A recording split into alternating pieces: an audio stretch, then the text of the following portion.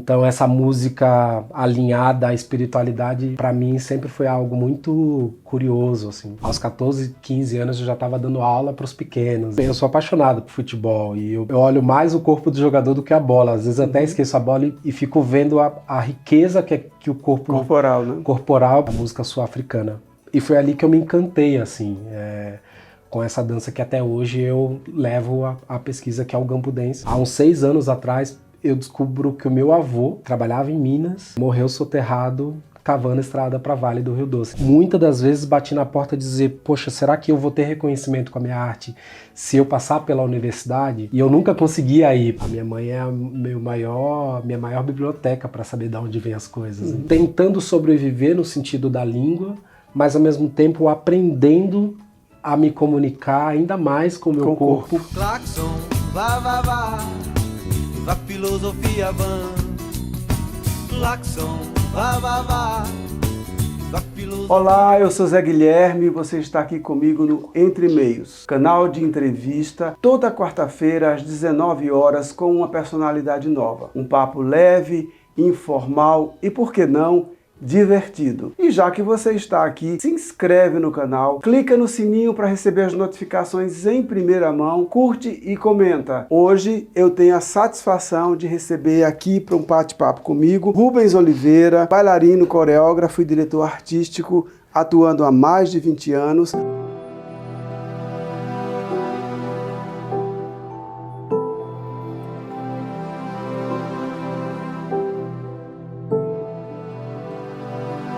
Rubens, é um prazer recebê-lo. Sinta-se em casa, a sala é sua. Prazer todo meu, Zé. Prazer conhecer esse projeto incrível, assistir algumas edições do Entre Meios e é um prazer estar aqui, poder falar da minha arte, falar do meu trabalho. Bacana, e vamos lá nesse papo. Eu geralmente começo o nosso bate-papo pedindo para o convidado falar um pouco de quem é essa pessoa Rubens Oliveira, de onde vem, relações familiares, trajetória, enfim, uma breve apresentação de quem é Rubens Oliveira. Eu sou capixaba, nasci em Vila Velha, no Espírito Santo. Sou filho de uma família de pais músicos, irmãos músicos, eu sou filho caçula, então a música sempre fez muita parte da minha infância, da minha vida. Meu pai é multi-instrumentista, um grande líder religioso, um pastor. A minha mãe saxofonista e multitalentos, né? Uma cozinheira de mão cheia. E eu nasci nesse contexto, né? No contexto onde a música, o encontro entre as pessoas, o fato de ser parte ali do dia a dia evangélica, né? Uma família onde tem um líder religioso, na casa sempre passa muita gente, né? Sem dúvida. E então eu nasci nesse contexto, vendo os meus irmãos tocarem. Os meus irmãos mais velhos, quando completavam 5 anos, eles iam ganhando o instrumento do meu pai. Meu pai sempre investiu na arte da música com meus irmãos. Então eu nasci ouvindo muita música, vendo muitas pessoas atravessarem ali a minha casa, passarem pela minha casa. Então sempre foi muito coletivo, muita gente em casa. E como filho mais novo, quando eu cheguei, a situação da minha família já não era nem financeira e nem na relação entre meus pais estava tão alinhada assim. Então eu acabei não entrando na música enquanto instrumentista como meus irmãos, mas fui um grande observador, né? Eu fui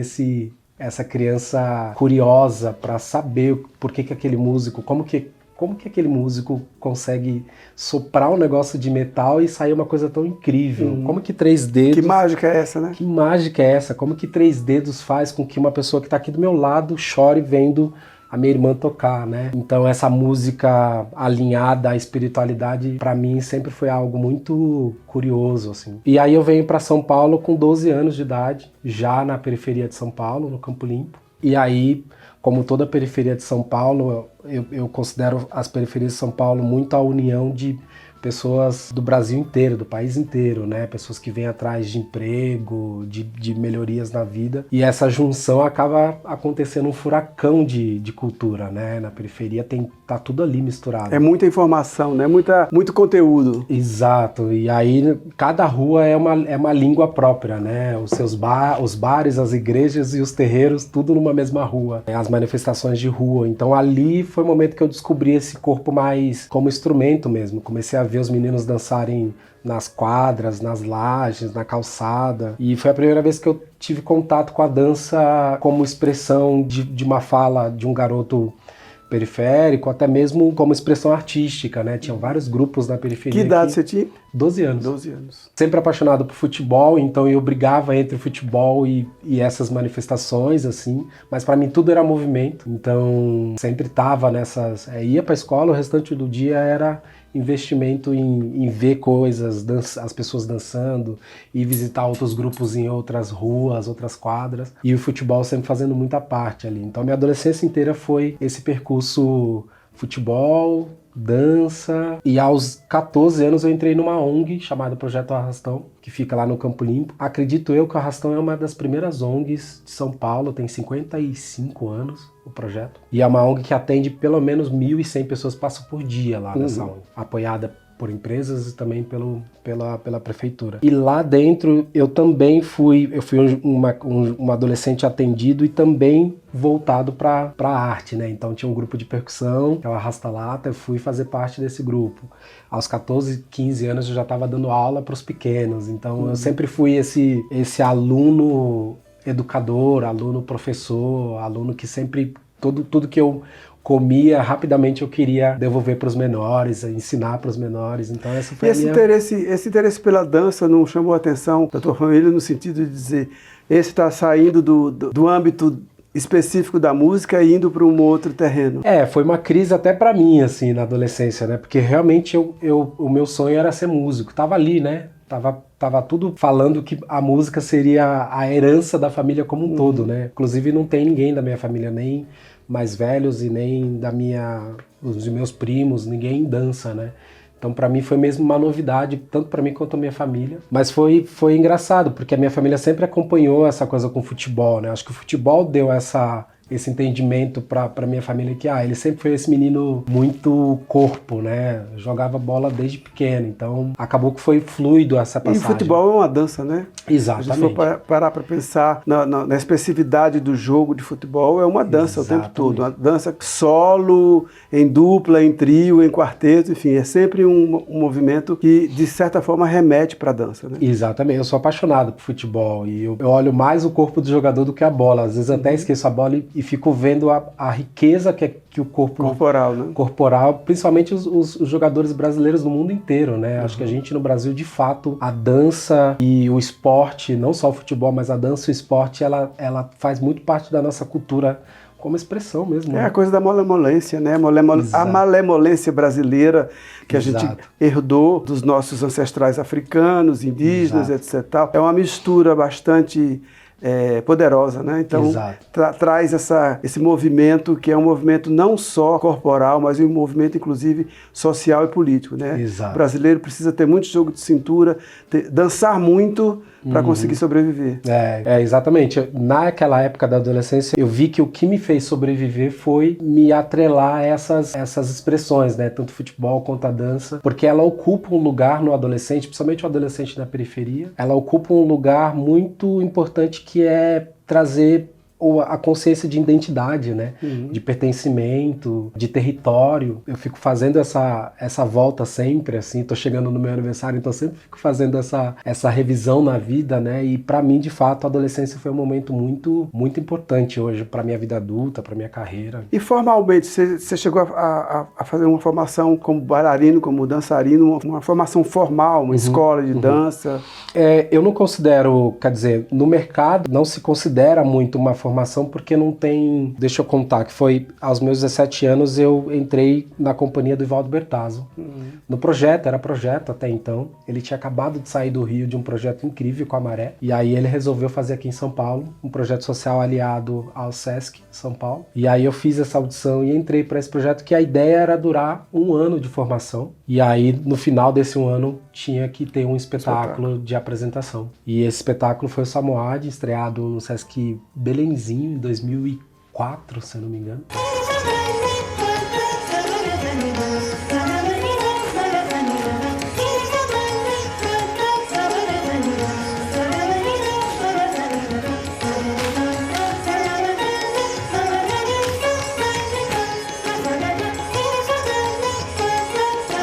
E foi muito sucesso esse trabalho a gente viajou, fez aqui as principais cidades do estado, né? Fizemos em São Paulo, aí viajamos para o interior, fizemos as capitais do país, as principais capitais. E tivemos a oportunidade de levar o espetáculo para Paris e para Holanda.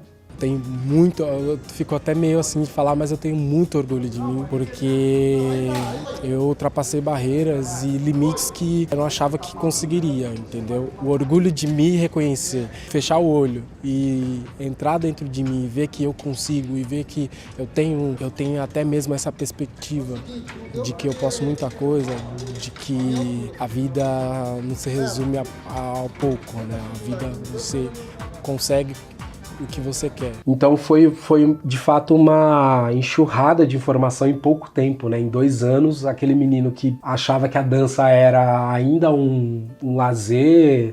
Eu sempre sonhei em ser um artista, mas sem entender o que era, muito mais por esse espelho que tinha na família, né? Uhum. Mas nunca imaginei que aconteceria tão rápido. Em 2 anos eu já estava saindo do país, dançando, assim. E aí quando eu volto, eu entendo que tem uma carreira a ser percorrida, assim, mas o primeiro projeto, esse do Samoad, foi essa explosão de... Um bom início, né? Ivaldo Bertazzo é tudo de bom. Eu conheço bem o trabalho do Ivaldo há muitos anos e tenho muitos amigos que passaram por Ivaldo, não só buscando uma formação como dançarino, como bailarino, mas também como trabalho de expressão corporal, né? Sim, eu tenho alguns colegas artistas, cantores que passaram por Ivaldo justamente para ganhar um pouco dessa flexibilidade, dessa domínio do movimento em cena, para o canto, para o palco, para atuação como cantores, como instrumentistas, etc. Sim. Eu vi que você dirige uma companhia de dança, né? Sim.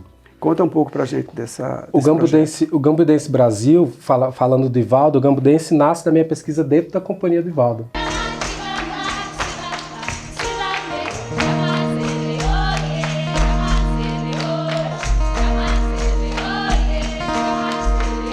Eu fiquei 8 anos trabalhando na companhia, primeiro em formação, né? Foi pelo menos 5 anos em formação. Então eu fiz o espetáculo Samoad. Você chegou a assistir esses espetáculos, não? Não posso te garantir absolutamente com certeza, mas eu vi quase tudo que o Ivaldo fez, então é bem provável que sim. Então você me viu no palco dançando. Provavelmente. Samoad, depois a gente foi para pesquisa com Milágrimas, que também foi um espetáculo, é o meu predileto, assim.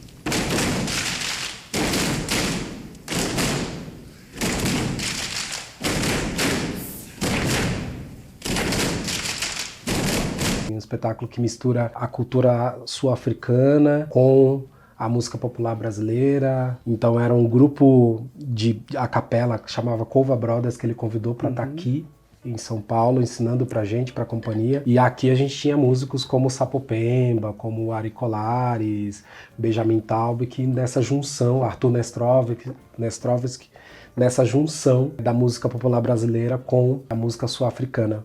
E foi ali que eu me encantei, assim, com essa dança que até hoje eu levo a pesquisa, que é o Gambo Dance. Nasce nas Minas de Ouro da África do Sul, final do século XIX. Uma dança extremamente explosiva e percussiva, mas também com uma história importante para ser dita até hoje, né? Que é o garimpo no mundo, né? E quantas pessoas morrem, quantos homens morrem e sofrem com essa opressão sistemática do garimpo no mundo.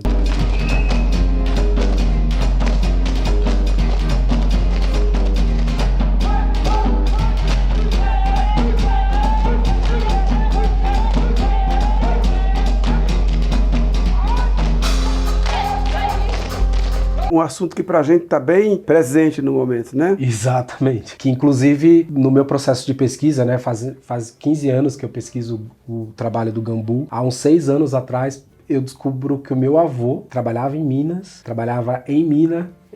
Gerais, morreu soterrado cavando estrada para Vale do Rio Doce. Então assim, a história que eu achava que só acontecia na África do Sul permeia o mundo inteiro e inclusive permeia as nossas famílias, né? O corpo negro leva uma herança e não está distante, né? Meu avô, e pensar que é isso, né? Foi ali, né? Foi ali, tá muito próximo. Faz pouco tempo. Exatamente. E aí quando eu conheci essa dança lá no Ivaldo, no trabalho do Milágrimas, eu continuei a pesquisa, ainda fiz os próximos espetáculos, Mar de Gente, na companhia, virei professor da escola lá do Ivaldo, assistente dele no curso de formação. Eu considero, quando você estava perguntando sobre a formação, eu considero esses 8 anos de Ivaldo uma formação muito completa, né, de entendimento do corpo, de entendimento de palco, de expressão. Então ele de fato é um artista muito genioso nesse lugar, né, de entender qual é a organização do corpo, mas não só o corpo pro dia a dia, esse corpo pro palco também, né? E quando eu falo de formação, eu não tenho muita preocupação da formação acadêmica, da formação formal, sendo redundante, até porque a minha formação como músico, como cantor, compositor, é completamente autodidática, é completamente informal. Eu nunca frequentei escola de música, nunca fiz faculdade de música. A minha construção de percurso, ela foi se dando com experimentação. Ouvi, repetir, descobri. Óbvio, fiz alguns cursos, alguns períodos de aula de canto. Eu fiz aula de canto particular com professores, vários professores, uma formação um pouco mais informal, mas que não deixa de ser muito rica, né? Minha pergunta sobre formação foi muito mais no sentido de construção de trajetória do que propriamente de formação educacional ou institucional. E no mercado artístico, isso é sempre eu considero isso sempre uma questão para o artista, né? Muitas das vezes bati na porta de dizer, poxa, será que eu vou ter reconhecimento com a minha arte se eu passar pela universidade? E eu nunca conseguia ir, porque falar, esse ano eu não vou, porque esse ano eu tenho um projeto muito importante para poder fazer, tem uma pesquisa, tem uma viagem para fora que eu acho que vai ser muito importante para minha carreira. Então eu sempre fiquei batendo na porta e voltando, mas no fundo eu fui achando experiências que me dessem essa formação. Então, depois do Ivaldo fui pro Antônio Nóbrega, fiquei 4 anos trabalhando com ele.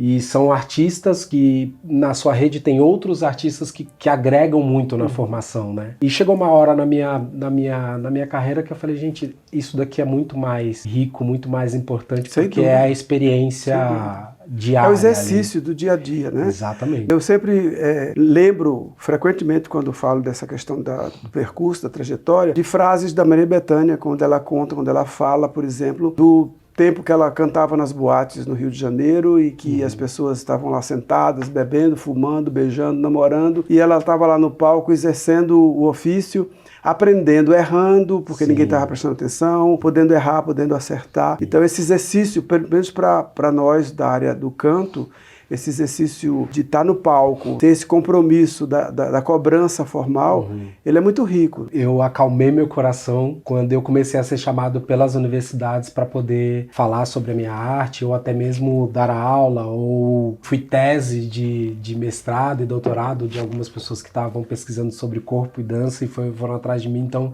nesse momento eu comecei a equilibrar, falar, eu acho que a arte tem muitas vertentes, né? O que a gente tem de artista pelo mundo afora, e de modo especial no Brasil, que não tiveram essa oportunidade de fazer uma escola, uma faculdade, uma escola de dança, ou uma escola de música, e que são grandiosos. A academia traz técnica, né? Traz multilinguagens de experiência para que você possa entender aquilo de onde veio, mas não só, né?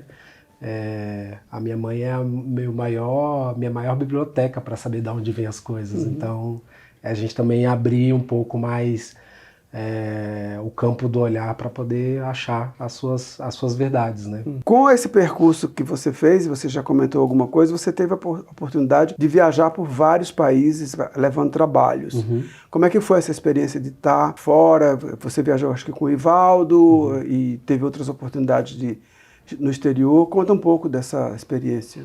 Depois que eu comecei a pesquisa com o trabalho com a companhia, com o Campo Dance Brasil, eu entendi que eu precisava, enquanto artista, dialogar um pouco mais com essa língua universal que eu estava pesquisando, que é a dança negra no mundo, né? E eu comecei a entender que eu tinha uma ponte já entre outros, centro de São Paulo e artistas do mundo inteiro, São Paulo como essa grande metrópole. Então eu comecei a fazer contatos e entender de que forma que eu poderia trocar, né? Então fui convidado para dar uma oficina de Gambu em Paris, depois eu fui fazer uma residência de dança contemporânea em Munique, na Alemanha, e essas experiências foram abrindo outros campos, né? Foram abrindo outras possibilidades para mim. E olha, eu te digo que foi uma das experiências mais profundas e difíceis para mim. Até hoje eu não sei falar inglês.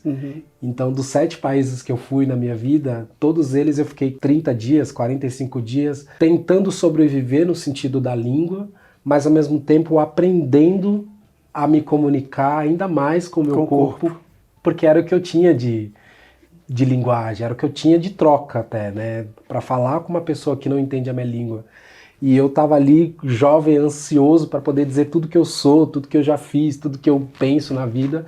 Só o corpo eu tinha como ferramenta. Então eu fui aprendendo também a educar a minha linguagem, a trazer novas formas de linguagens no meu corpo para poder me comunicar e sobreviver ali. E foram experiências incríveis, foram experiências que me trouxeram uma maturidade muito grande artística, assim, desde cedo. A minha primeira viagem foi com 21 anos. Então, desde cedo, já enfrentando esse desafio de falar sem falar, né? Sem falar. A linguagem do corpo. A linguagem do corpo. Bom, eu queria que você contasse um pouco pra gente também sobre as tuas... você fez algumas participações em videoclipes, em clipes de artistas, e também dirigiu um show específico, né? Da Lena. Conta um pouco dessa experiência de interferir na música e atuar no videoclipe. O primeiro convite que eu recebi para dirigir um trabalho foi o da Lena Bauli, que é uma artista, minha irmã, uma artista incrível, moçambicana, indico para todo mundo ouvir. E ela morou 7 anos aqui e a gente foi trocando e chegou o momento que ela quis criar o primeiro show dela. E ela me fez esse convite para fazer a direção artística desse show.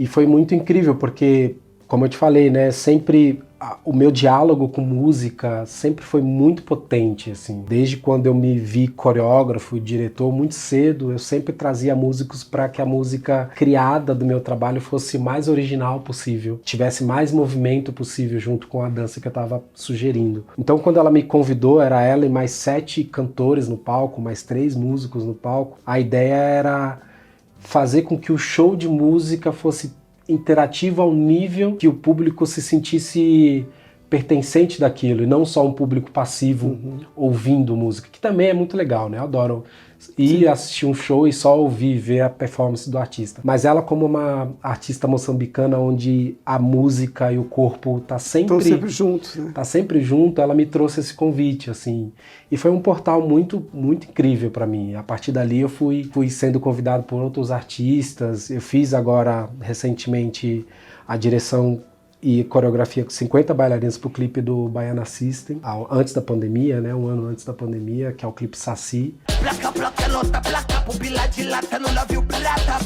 Busco foco no binóculo, se o papo é racista, do médio. Placa, placa, nota, placa, pupila dilata, no navio pirata. Com o Rafael Quente, saudoso Rafael Quente, que é um super diretor, e que também agrega mais esse outro ponto, que é o audiovisual, né? Que é o clipe, que é o movimento rápido, é o movimento que você precisa coordenar uma equipe de bailarinos para que o câmera possa ter o melhor ângulo. Exatamente. Então as linguagens, elas vão agregando muito na dança, e isso eu sou muito apaixonado. Bacana. A gente falou das tuas viagens pela Europa, mas você também teve alguns trabalhos, algumas experiências em países latino-americanos, né? Peru, que experiências foram essas? É louco, porque dessas viagens todas, algumas viagens eu tentei me dar férias. Não foi possível, porque a sensação que eu tenho é que, por ser um artista muito inquieto, é chegar no lugar, a primeira coisa que eu quero saber é sobre a cultura da arte, da expressão da arte, da música, da dança. E no Peru eu acabei também. A ideia era ir para Machu Picchu, conhecer, e tudo bem, tô de férias. Mas se tem um restaurante, um artista que tá ali tocando no restaurante, não adianta. Aí no final do show você vai, conversa. Então a minha experiência no Peru foi essa, assim. A cada lugar que eu passava e via artistas na dança, na música, eu grudava ali, perguntava, entendia. Esse próprio artista me levava para outro lugar. Acabei chegando numa escola de dança, e E aí vai... Que é um percurso de formação também. Voltando a falar de formação que a gente falou antes, pesquisa é formação, né? Entrar no cotidiano do lugar que você vai e tentar descobrir quais são as linguagens que você pode absorver ali. Exatamente. As pessoas, até meus amigos falavam, Rubens, mas você tá indo de férias. Tira férias. Relaxa. Descansa. Não pense em nada, né? Mas eu sinto que é isso. Ser artista também tem esse legado de você poder se alimentar das coisas que estão ao teu redor pela sua existência, pela sua permanência no mundo.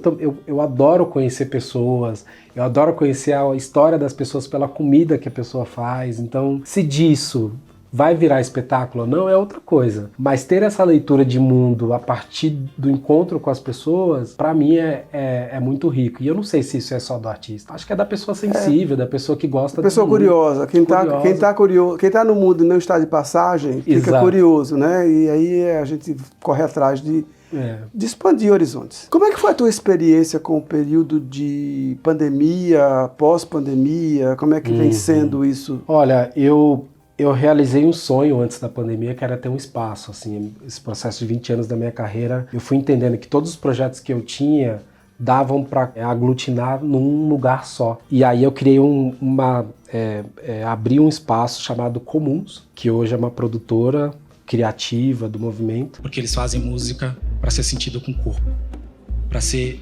ouvida e recebida com o corpo, poder reagir com o corpo tudo aquilo que ouve. Mas naquele momento ainda estava indefinido, ainda era uma sala de dança onde eu recebia as pessoas que queriam dançar comigo, colocava ali, ensaiava os meus projetos para colocar para a rua. Então antes da pandemia eu estava ali realizando o sonho, era uma sala gigante, era uma sala da arquitetura que eu sempre desejei, uma sala quadradona e comprida, onde eu podia ter muito espaço para poder experimentar o audiovisual, a música. Não tinha vizinho, era na frente de um cemitério, então quem estava ouvindo não ia reclamar, até, enfim, não reclamou, né? E aí entrou pandemia, eu fiquei o ano inteiro de pandemia dando aula e fazendo projetos lá dentro, eu fiquei morando lá, nessa sala. Entre altos e baixos, eu consegui sobreviver 1 ano e meio ali dentro, dando aula, pagando aluguel com as aulas que eu estava dando. Mais pessoas me procuraram, porque daí você começa a atingir pessoas de outros estados,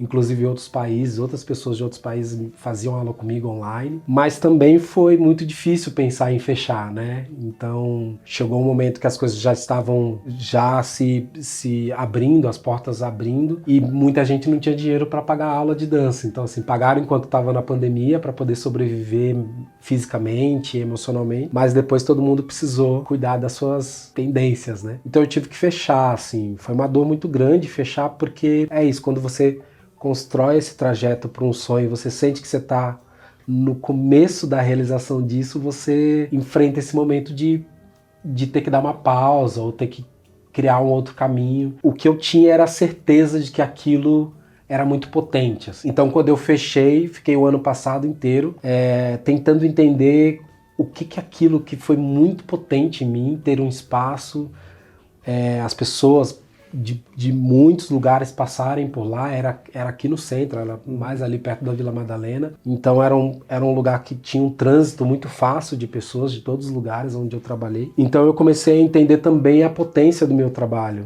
Então hoje a Comuns é uma produtora itinerante, né? Então a gente não tem um lugar fixo, mas a gente entendeu que ela tem uma cara, que ela tem uma identidade, ela tem uma linguagem, que é essa linguagem que durante 20 anos eu fui percorrendo, que é poder falar de todo o corpo, que é poder falar que qualquer corpo tem expressão, na dança todo o corpo é comum. Então esse encontro que eu tive com a dança ali dentro da Comuns me permitiu fazer com que ela fosse mais fluida no sentido de ser itinerante mesmo. Hoje eu estou fazendo uma ocupação, dirigindo, fazendo a direção e curadoria de um teatro na Vila Madalena, chamado Sala Crisantempo. E é a ocupação da Comuns dentro do teatro.